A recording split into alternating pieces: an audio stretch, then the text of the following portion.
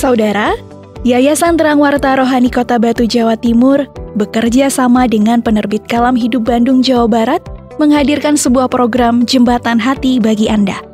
Jembatan Hati adalah program siaran yang memaparkan kondisi dan sifat-sifat hati manusia. Selamat mendengarkan.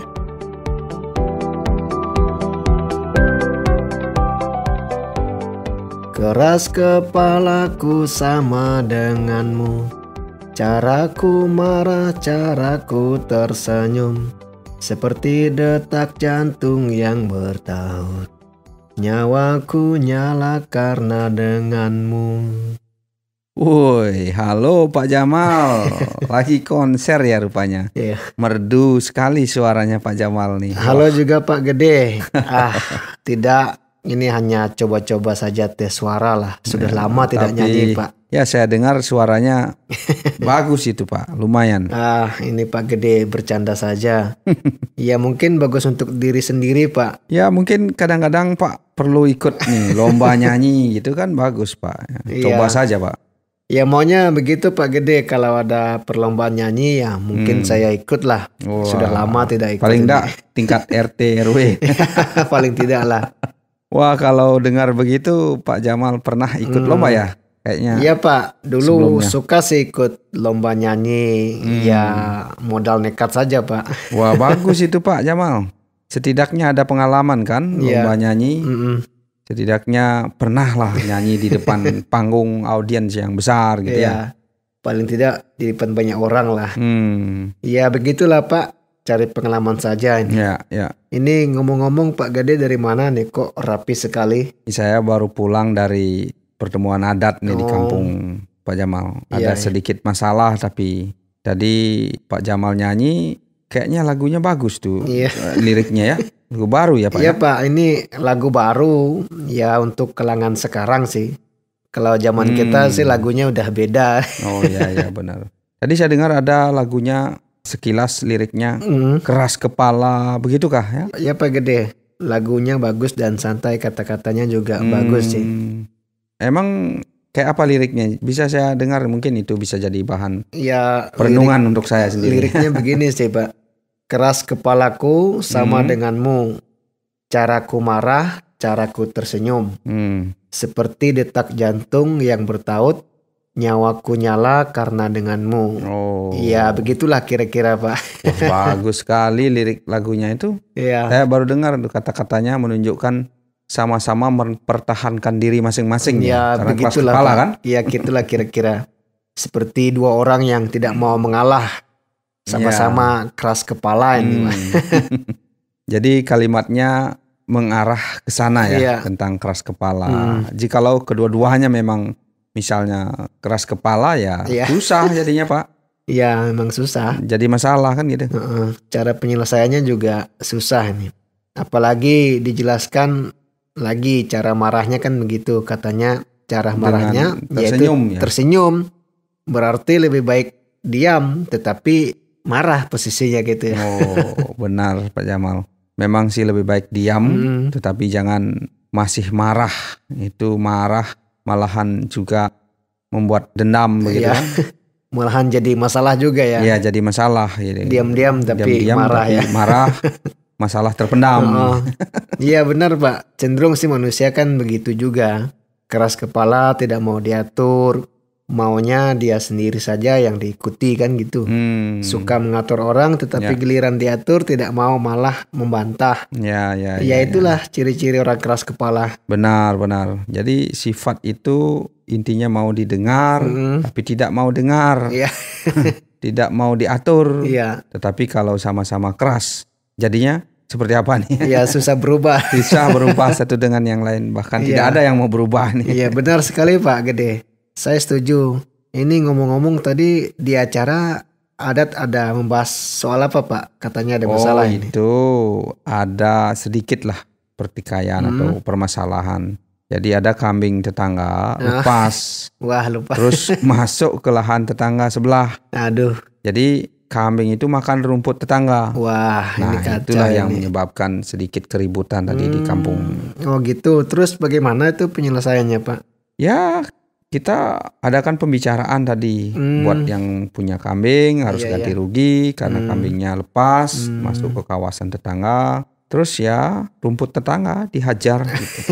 Oh, jadi itu tadi ya pertemuan adat tadi ya. Terus bagaimana sih yang punya kambing, Pak? Apakah setuju dengan cara itu? Awalnya ya si pemilik kambing setuju ganti rugi, ambil jalan tengah lah ya. Bayar setengah, lalu tetangga kita coba untuk arahkan berdharma lah, artinya damai satu dengan yang lain gitu. Enggak ya? Ya benar. Ya emang harus begitu. Sesama tetangga sih harus ngerti, Pak. Mau nggak mau kan kita sering melihat, bahkan bila perlu ya ada toleransi antara tetangga. Kalau kita ada masalah atau ada kejadian, tetanggalah yang biasanya paling cepat bisa menolong kita, Pak. Benar, itu benar sekali Pak Jamal. Jadi saya juga cerita tentang perumpamaan sifat kambing. Wah, perumpamaannya bagaimana itu, Pak? Itu yang mau saya juga bahas, mumpung kita berkaitan dengan kambing, keras kepala. Jadi saya punya cerita tentang kambing. Gimana sih Pak ceritanya nih? Begini Pak, dalam gambaran kambing itu, orang mengibaratkan itu sifatnya seperti binatang yang keras kepala, sukar untuk dibimbing, tidak mau diatur, dan cenderung semau-maunya. Nah itulah sifat kambing. Wah kayaknya benar itu Pak. Memang kalau kambing susah diatur. Kalau sudah ada makanan susah dikendalikan itu. Ya, karena begitulah. Saya pernah lah mengembalakan kambing waktu itu. Tahulah sedikit karakter kambing. Jadi memang manusia juga punya sifat keras kepala Pak. Yang memiliki kemauan sendiri yang harus ditaati oleh orang lain. Jadi ya kenyataannya begitu. Iya emang kenyataannya sih emang begitu Pak. Sama seperti lagu yang saya nyanyikan tadi. Ya benar Pak. Kok nyambung ya pembahasan kita ini dari kambing keras kepala. Iya. Masalah lagu lagi. Wah itu. Iya mungkin kebetulan saja Pak. Kan sebelum saya nyanyi lagu itu saya sudah nyanyi beberapa lagu tadi Pak. Ya Pak pas saja dengan lagu itu. Ya tapi intinya begini Pak. Manusia itu tidak taat Tuhan sebenarnya. Itu sebenarnya sifat-sifat keras kepala itu tanda-tanda tidak taat Tuhan. Jadi susah dirubah gitu Pak Jamal. Intinya. Apalagi kita berada di lingkungan yang tidak sesuai. Pasti semakin keras kepala dan tidak mau taat lagi dengan Tuhan. Iya benar Pak Jamal. Jadi keras kepala, selalu suka membantah, menyeleweng. Ya tidak ada karakter yang baik sebenarnya. Wah, pada umumnya. Ini kayak pengalaman saya dulu nih Pak. Bagaimana itu? Semasih belum kenal Pak Gede, yang dulu suka minum alkohol, menyembunyikan uang dari istri. Ya, saya ingat itu Pak bilang itu. Dibilang sama istri, semua uang sudah saya kasih, padahal sebagian disimpan. itu juga bagian dari keras kepalanya Pak Gede. Minum sama teman-teman. Pasti Pak tahu lah cerita ini. Ya, itu juga ya. Bagaimana Pak? Wajar seperti itu gitu. Kalau kita tidak mengenal yang namanya kebenaran ya. Semua orang punya masalah. Yang terpenting sekarang kan ketika kita mau merespon hal perubahan, mau dengar nasihat orang lain, coba saja Pak Jamal keras kepala dan terus ngotot tidak mau berubah.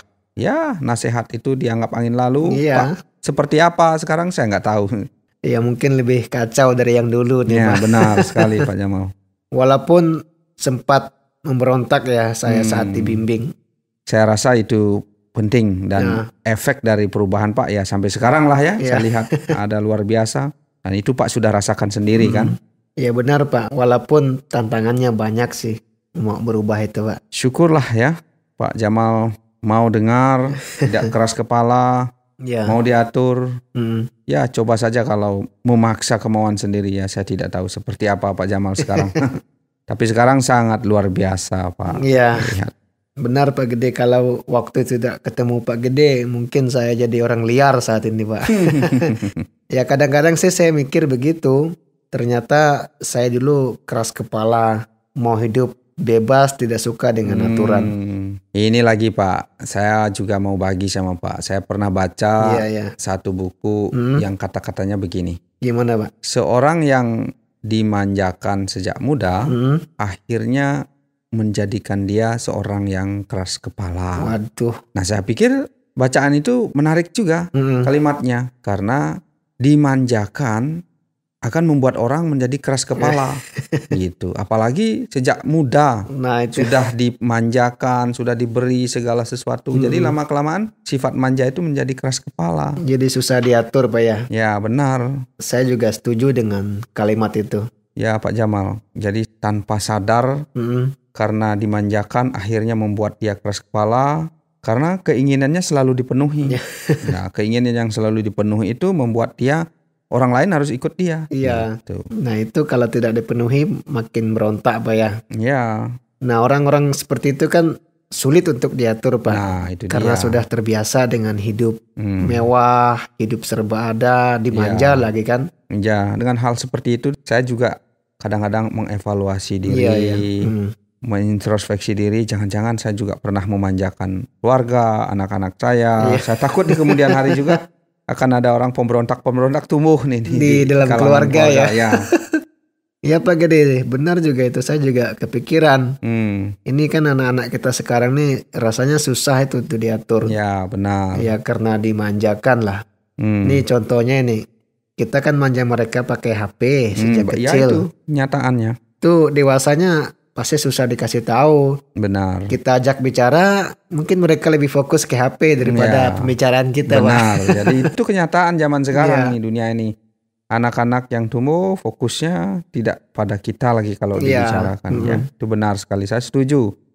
Jadi kita juga tidak bisa mempermasalahkan anak-anak saja zaman sekarang.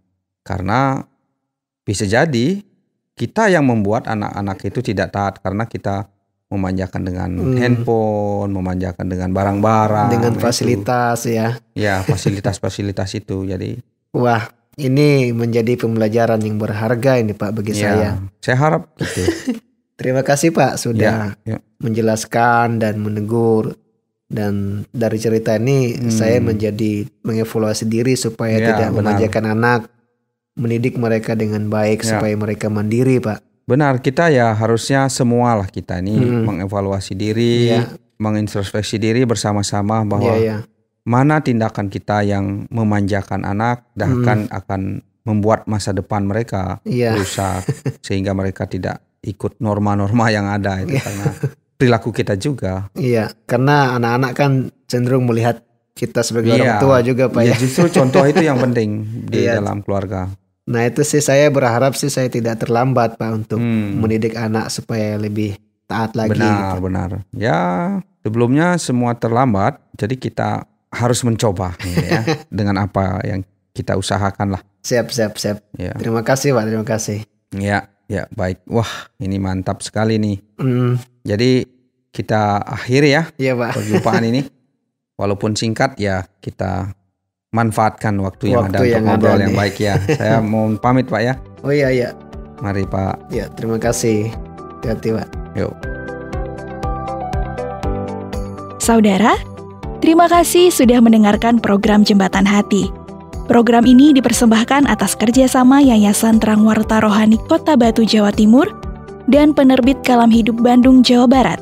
Apabila ada pertanyaan dan saran, silahkan kirimkan ke SMS atau WhatsApp ke nomor 081 333 777 386. Anda juga dapat mengakses Penerbit Kalam Hidup melalui website di www.kalamhidup.com. Sampai jumpa!